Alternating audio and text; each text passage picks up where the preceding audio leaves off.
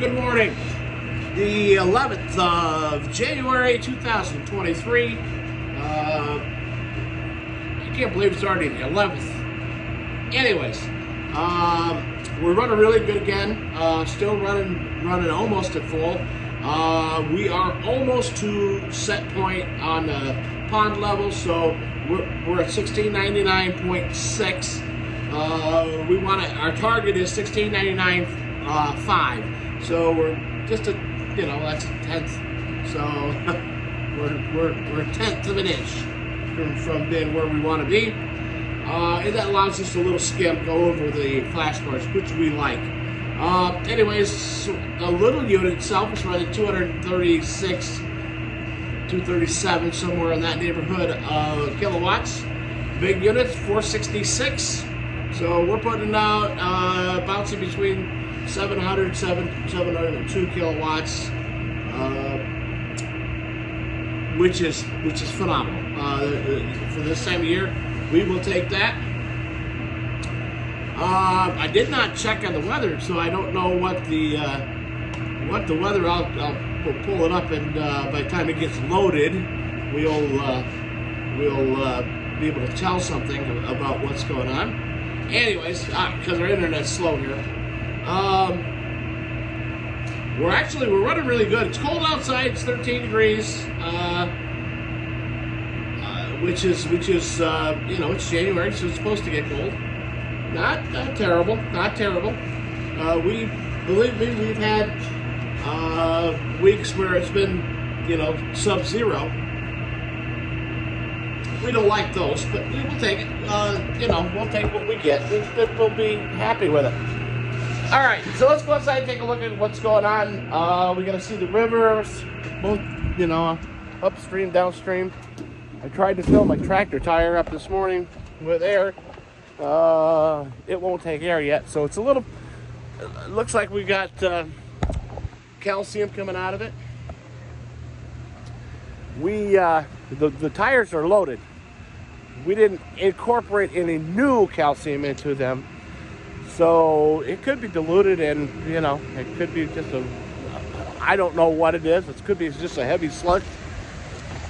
That heavy slush will just create havoc. So I think I think the valve stem's a little froze yet, so we'll let it warm up a little bit, put some more air into it later today. As you can see, we're not running much water down through the river and through the bypass. The bypass doesn't have much in it. We've got nothing on the other side of the bypass. Other than ice. That looks like a slippery mess. We have some. Remember I talked to you about Frazzle Ice before. This down here is Frazzle Ice. In that pocket right in there. What Frazzle Ice is it comes through the rapids, hits the rocks, incorporates there, gets super cold, and then it comes down here, and it's just a sub-chilling ice. When that ice hits something, it'll freeze right to it and stay there. So you'll get different little pockets of ice on the river in little spots. As long as it's moving, it'll keep going. But as soon as it hits something cold, it'll stick right to it. The problem with that is when it hits the steel racks in our intake, it freezes right to them immediately, and because the racks are cold, it just grabs right onto them and it makes it turns into ice and really a heavy, slushy, messy, sloppy, crappy ice. You can't rake it off the racks. You can't move it. Everybody's out this morning. Everybody's having a good day. Everybody was waiting for me to open the door this morning. They're hanging out. I haven't lost anybody in the last few days, so that's a good thing. I was reading a report on. I hear you. I was reading a report on the meat birds today, and because I was really kind of wondering whether I should stay with the Cornish crosses or switch over to the Rangers, or just get some, so a straight run of larger, say, Rhode Island Reds. But I really do believe I'm going to go ahead and do a couple batches of the Cornish cross. I will raise them on range. So what that means is I will put them in a in a tractor. I'll use the tractor behind the shed. I've got the lumber that's left over from the deck of the bridge. So I'll build a base, bring it up higher. They'll actually be on the ground. They'll be fenced in, but they'll be able to get out and move around a little bit more. Instead of pushing for the 8 weeks to get a larger bird, I think we're going to push to the 6 week. We've been averaging, the first time we did it, I let them go for about 9 weeks. Ended up with my chickens were averaging 6.5 pounds, which is huge. We had some that were 8. So I don't want to do that. I want to be more, more feasible. So people go, wow, that's perfect for, a family of 2 or 3. So I'm going to be pushing for the 4-pounder. And I think I'm going to try to hit the 6 week mark with the processing. Here's the stack of bridge material. This was bridge decking that we had on the road up here. They set vertical, and so they've got some wear on an edge. But you know what? We don't really care about that. We're just going to set them in there. They're 14 feet long. We'll put them together. We'll set that tractor on top of that, which will give plenty of room, plenty of height. It'll keep them protected from predators. I'll have to put straps on through it to hold it down to the wood, but hey, it'll work. I can do it. I think we might even set them up here, and just hit this for 6 weeks and see how that goes, because I could just dart out the triangle. I've got running water, so they can get continuous water. Then I just have to carry feed to them, so I can do that. So that's probably the way I'm going to do that. Of course, I'm going to put the young hens in this portable coop that the meat chickens were in. I'm going to redo some stuff in there, build a couple of, I'll buy some roll-out laying boxes, but that'll take time for them. Then I'll just move this to wherever. This will become a true, more portable coop. Get it to where I can move this around. I'm going to start it right over there where by the propane tank and the trailer. That way we have running water. These ladies get to roam around. These are free range here. These will be a pasture hen. Just for we'll just try it for a while, see how it goes. This is going to be 25 chickens. 20 chickens. That's what I ordered. 20 chickens. We'll probably do 25 meat birds to start. And then we'll go from there. And a lot is going to depend on, what the economy's doing at that time. Not that I'm trying to make any money on it, but, if people are still struggling with our eggs at $8 a dozen,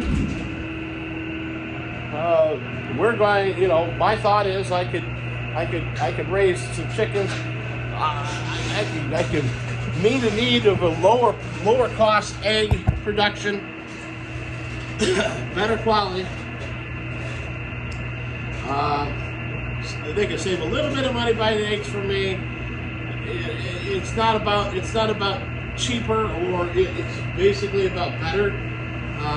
But I could provide that niche, and raise a few meat chickens, put them into my freezer for nothing. Yes, it does cost me. Yes, I still have labor involved in that, but that 15-20 minutes a day ain't a lot. It's not like I'm raising hundreds. If I was truly going to go into the egg production business, I would need 1,000 laying hens just to start. You know, that would give you had 1,000 laying hens, you'd get about 5,000 eggs a week. Your markup on that is only going to be, you're going to make probably between $1,000 and $1,500 off of the product, off of that. Your feed bill is going to be phenomenal. You wouldn't be buying it in bags; you'd be buying it in bulk. But that would be the minimum start is 1,000. I know that when they do the meat chickens in production, they do. Other than like Joel Salston or somebody like that, you know, they're doing in the neighborhood of 1,000 at a time because they're raising them for processing, you know, or at a processing company like, you know, Tyson Foods or something. I'm not going to do that. I'm not going to get that involved with it.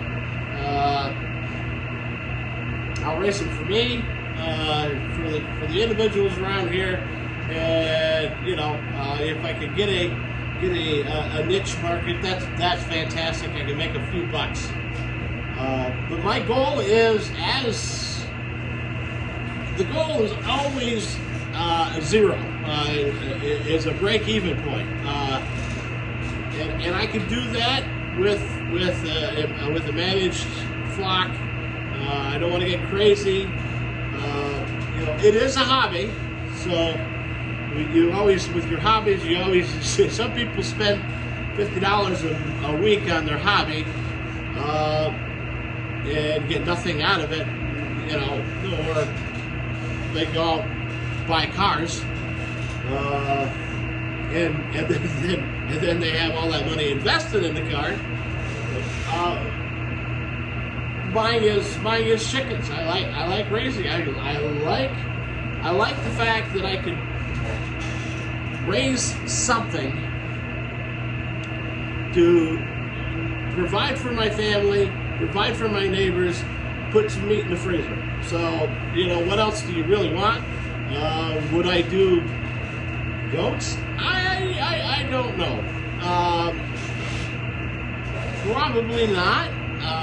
Sheep, maybe. The difference between the sheep and goats: goats climb on everything. Sheep don't. They just roam around. They're happy. Leave me alone. Don't talk to me. You raise them and then you take them to market. And I had an opportunity that I could you know, raise a dozen of them and already sell it. I have them sold. I had an Amish friend who had an outlet to do that, and he said, "I'll buy every one of you got." I'd buy them and without a problem.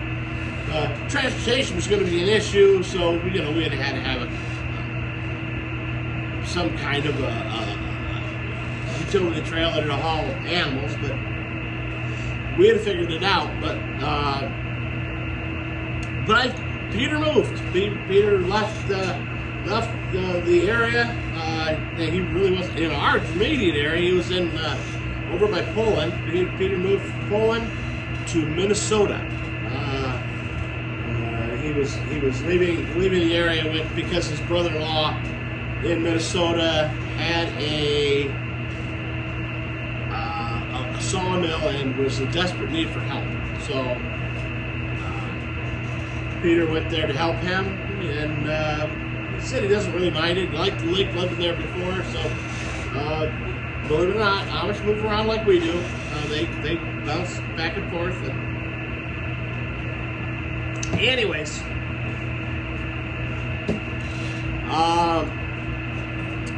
let me give you an update on Sarah. Sarah and the baby are in Albany. The baby is doing fine. He's in the NICU unit. They did put a feeding tube in simply because they wanted to eat more. So I'm going to try to bulk him up a little bit. He's pretty small. He's 4 pounds 9 ounces, 18 inches long. Because they told me finally, they said, "Hey, he's 18 inches long." I said, "Well, he's about this big." But so he's doing fine. They're all holding their own. Sarah's staying in the Ronald McDonald House.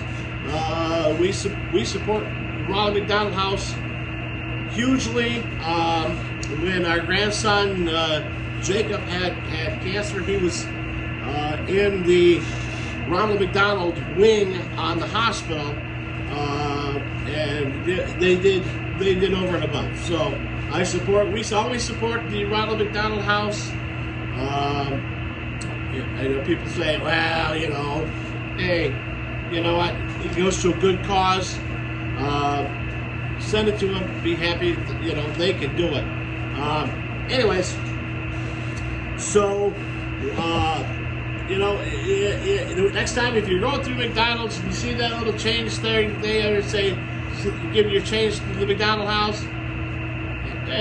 It's change. Throw it in there. You're gonna put it in your pocket, throw it in your dresser, anyways, and then you're gonna carry it around for months and go, I don't know why I carry this around. Or you're gonna be like me, throw it into a coffee can somewhere, and then you're gonna have it laying around. So I always, anytime I go to the store and they're doing a promotion where they say, can you round up to give it to? Absolutely. In my mind, if I'm spending $18.80, I spent $19. They can have the change. Don't care. It's just a good cause. They're all good causes. And, we have to, like I always say, we have to take care of each other. And if it costs you a couple pennies here and there, who cares? Today was supposed to go to. We had a call for the grand jury to convene. To be presented a case, and the grand jury is a little bit different than a trial jury. We just decide whether or not there's enough evidence presented to really charge somebody.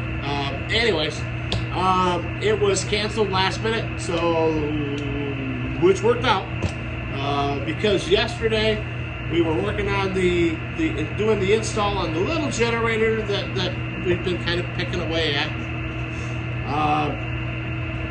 She had some concerns with her gas situation, so the easiest way to deal with that was to go down to the LP dealer and say, this is what it is, this is what we see, and while you're there, you might as well hook up the gas to the new generator. Her tank was falling over. It really, literally was falling over. And I said, we'll just have them do that, take care of that. So they made a work order out to take care of that. That helps her issue. We thought we were going to have to run another cable, but there is the extra line is already in there. So with that transfer switch, we're good to go for there. Then we were going to hook up the electrical. The original one was a 1-inch. We need a 3/4. I can do the knockout in the hole. Well, I can't do the knockout because the hole's in the wrong spot. But I could drill it out, rib it out, put a use a 1-inch hole saw, and cut a new slot, put the cable in there. But it has to be shortened anyways, so let's just do it right. like I always said. So we've got that. That's good. I got to pick up parts for that, so we're going to do that. I've got parts coming for the boiler. They should be here today at some point. UPS will show up, and the UPS guy will be mad, and he's there at my house every day anyway, so he'll have a lot of boxes. I ordered my plywood. Believe it or not, we don't have a lumber yard or a lumber center within 40 miles of us. We live in the Adirondacks. Trees everywhere. 2 sawmills right close. They don't make plywood. They just do lumber and rough sawed. Some of it is they do have planers, and the one has a kiln dryer. But so I called a place down the road over by Weavertown, which is about 50 miles away. Everything else is 50 miles away. Actually, Weavertown is 35. They deliver to the area every day, and so I called them. I ordered 2 sheets of 1/2-inch plywood for this project. The invoice was for $80. 2 sheets. Regular plywood, one side good, with the knots cut out, because it's cloth. So you know that's crazy. $80. So that's already at the house. They delivered. I ordered it yesterday morning. They already delivered yesterday afternoon before I got back. We went out to Morehouse. We fixed the transfer switch out there with that coil. Put a new utility coil into the transfer switch. Got that up and running back. We closed up the place yesterday, so we had a pretty productive day yesterday, getting things done, things that had to be done. I was really trying to push everything to get done. So because we got a wrench start in with the jury duty, and I really want to start on this boiler Thursday. So I haven't even ordered the boiler yet, so FYI, I haven't ordered the boiler yet and spent about $6,000 so far. So it's crazy. It's crazy. So I'll be gotta get that ordered today. I gotta get the baseboards ordered today. I've got to get, I ordered the tubing, so I've got tubing coming, but I've got to get the copper. I've got to get a piece of CPVC, just a stick 1/2 inch. It's little things that you need to put these bigger things in, and little stuff will eat you alive quickly. It's like you put the boiler in. You need an outlet. You need a switch. You've got to have armored clad cable to power the units. It's crazy. The power I use what's called a Taco 007E, which is a high efficiency circulator. Older circulators ran the equivalent of a 100-watt light bulb when they were running, which wasn't very efficient. These new ones are like a 10-watt, so a big difference in savings, especially when we're looking at overall savings of everything. You still have to have a circulator to run, you know, your boiler loops, but you know, we just want to make sure everything is just hunky-dory and you know, as efficient as possible. Yeah, it used to be you never ran a outside temperature sensor with a boiler either, because you didn't care. You ran a 185-degree heat loop. That's what you ran. You don't do that anymore. and now you'll run really a temperature of about 165 degrees as your maximum. You can ramp it up to 180, but your outside sensor is going to see what the outside air temperature is, and then there's an indoor sensor that's going to tell it what the temperature is inside, and it's going to make an adjustment so it's modulating on their gas valves. They get really technical, and it's just to get the maximum efficiency out of everything, because let's face it, when it's 35 degrees outside, you don't need your baseboard to be 180 degrees. It might work just fine at 140. So that little bit of temperature difference, it's not storing any water anymore. You know, they are just sending heat through the pipe with the water that's already in the system. So, you know, it's not like you've got a boiler that's sitting there and it's got 12 gallons of water in it, and that 12 gallons of water is 185 degrees, and it's going to set it down until it's ready to come on. Well, it doesn't work that way. The thermostat calls for heat. The boiler comes on. It starts pushing warm water through that area. When it's satisfied, it shuts off. Everything shuts off. You're not storing any 185 degree water. The problem with storing the water was in the summertime, when you didn't need hot water, you weren't going to use the heat. It was still 185 degrees because they maintain that. So, you know, we can eliminate that with the high efficiency boilers, and you know, and the outside temperature sensor. If it's 75 degrees, that boiler is not coming on. It's going to go nope. Or if it does, it's only going to heat it up a little bit and send warmer water through that. It might send 100-degree water for a short period of time. You know, if you raise it up to 75 degrees and it's 70 out, it's going to take it a long time to bring that up, because it's not going to run hard. It knows that's stupid. So, anyways, that being said, jump to the weather. Today is going to be 27 degrees.